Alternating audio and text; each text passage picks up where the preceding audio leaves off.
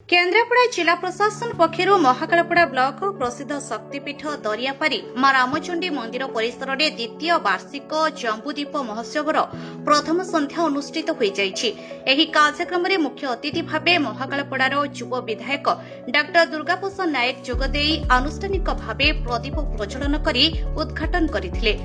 कार्यक्रम में सम्मानित अतिथि भाव सांसद प्रतिनिधि शशांक शेखर सेठी, ब्लॉक अध्यक्षा मीराराणी महांती, जिलापाल आर रघुराम आयर, उपजिलापाल अरुण कुमार नायक, बीडीओ रविनारायण आचार्य उपस्थित थिले।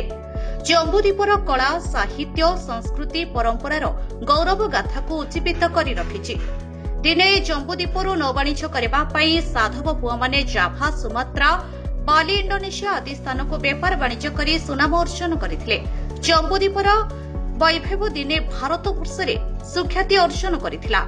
केन्द्रापड़ार प्रसिद्ध बलदेव जीउ भितरकनिका जातीय उद्यान, गहिरमथ सामुद्रिक अभयारण्य, विस्तीर्ण लुणा जंगल, हुकीडोला, लालकोठा, बतीघर भली अनेक ऐतिह्य गौरव बहन करिछि बोली उपस्थित अतिथि माने मतव्यक्त करथिले। महाकालपड़ा विकासर फर्द को वीडियो सर्वसम्मुख उपस्थापन करथिले। समस्त हजार हजार लोक उपस्थित थिले। Bureau report, nexus Odisha news.